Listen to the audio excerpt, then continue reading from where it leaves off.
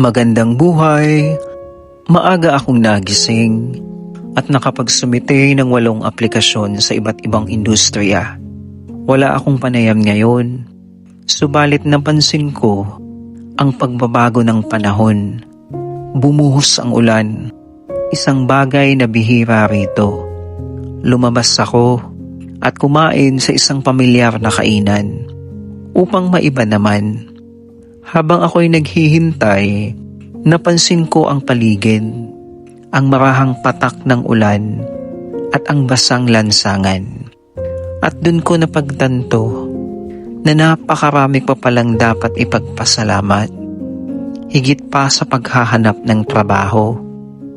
May mga sandali na sa gitna ng paghihintay, kailangan din nating huminto at kilalanin ang mga biyayang naririyan na. May pagod pa rin, ngunit may kapayapaan.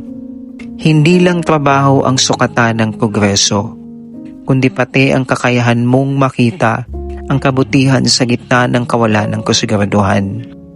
Ako si Will na nagsasabing, ang biyaya ay dumarating sa takdang panahon, kaya magpatuloy ka at magtiwala.